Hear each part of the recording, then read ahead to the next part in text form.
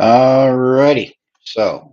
My co-host today is Captain Malcolm Reynolds. Say hi, Captain. Um, Sorry I'm late today, but we're gonna get into why that happened and how that ties into the whole recap. But first, let's go over numbers. My average for this past week was 249.7. Last week's average was 250.7, so exactly a pound.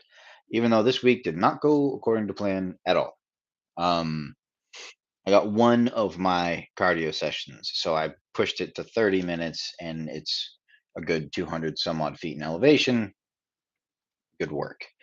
Um, and it felt good. But that was more for the mental benefit than the calorie burn. Um, but I did not get a waist measurement because I literally just got back home 15 minutes ago. So uh, the reason that it's late today is that Saturday, the wife and I decided we've been stressed out all week. That's it. We need to go and reset. So we just drove a couple hours north, a city we really like up there, and we got a hotel room for one night, and we just like laid in the bed and watched crappy TV, and got some takeout. And honestly, the drive was more the benefit than anything. She was DJ, I drove. Takes a couple hours, so you really get to go through the playlist. And we just had some fun. Um, Even though it was rainy, still still pretty to look at. But that's one of our methods of just getting a reset and coming back fresh and ready to do some more work. Um, which actually ties very well into my post from yesterday, learning how to reset your state or change your state. If you only consume, if you only have caffeine, alcohol, sugar, whatever, you're going to run into some trouble because inherently that means you're adding calories. I mean, I drink black coffee as my primary caffeine source. Um, but if it's something like, oh, you love the fancy coffee from the coffee shop, or maybe like I love baked goods. If I'm going to get a coffee and I'm stressed out, there's a high probability there's going to be a baked good as well. Um, so there's extra calories. So one of the big deals with all of that is you become dependent on eating something or drinking something to change your state, and that's as a matter of balance, it's not great. So there are other methods to change your state that don't involve eating or drinking, and what I did this weekend. We just listened to music for a couple hours while driving. Um, no calories involved, and I like wood carving. I've shown the spoons that I made. Actually, it's still sitting right here. I still have work to do.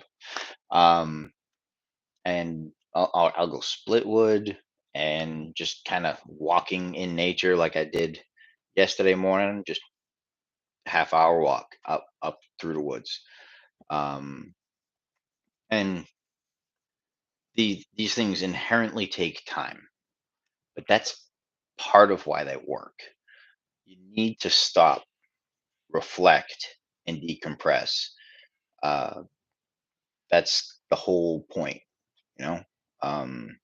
We get attached to these consumption methods because they're quick. You can just knock back a couple glasses of whiskey in no time flat, and hey, I'm not so stressed out anymore. But it doesn't really help you achieve your goals. It's a band aid. It's not helping you solve anything. But if you can actually regulate, then you've built a skill that you can take with you. Um, I forgot to mention breathing skills, and it's all the distress tolerance stuff that you'd learn at any um, therapeutic center, box breathing, triangle breathing, whatever you want to call it. Um, control your breathing.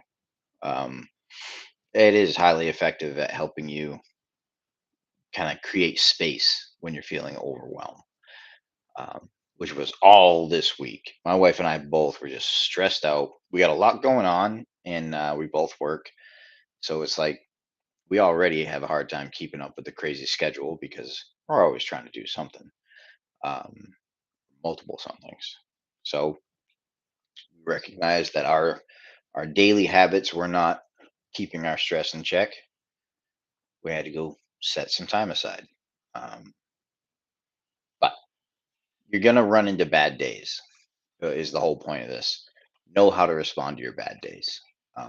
Even though we had takeout, which is not on plan, I still hit my one pound goal. Um, I didn't go crazy. I didn't take it as a, well, I'm already off plan. Let's just eat everything in sight. No, I still made good choices at the restaurant. I got steak, mashed potatoes, and broccoli. And then I ate some of her chicken quesadilla because she stole some of my mashed potatoes. So even exchange. Um, but ow, cat's being crazy. But yeah, so don't take the bad day as a failure. The bad day is a test. And even if you fail that test, you learn something. So if you take anything from this, it's kind of research what methods you enjoy of changing your state. I will have that waist measurement done tomorrow because I can already feel the bloat setting in from going off plan. Happens every time. Um, so I'm going to get a false reading there. But I will be on time next week. Eh, More to follow on that because there's some kind of plan going on. If I have to do this from my phone, I will let you guys know. But I don't see any new questions for the week. Let's see, I say that, but I haven't checked my messages today. It's always at the last minute that I get the good question too. Um, I did the one yesterday about there's no way in hell that you guys are busier than I am. Um, like that is not a personal flex at all. I literally never don't have something to do. Um, I have to schedule rest time. Uh, but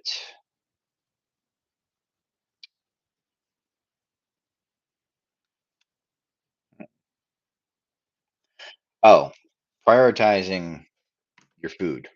Um, something that I've been doing for a long time and just kind of forget other people might not do. So on your plate, you're going to have your protein, your fruits, your veggies, possibly grains, and fats. So the two that you need to actually survive are protein and fats. You can survive without fruits and veggies. It's not a great survival. It's actual survival, not enjoyable. Um, so those should be the first things.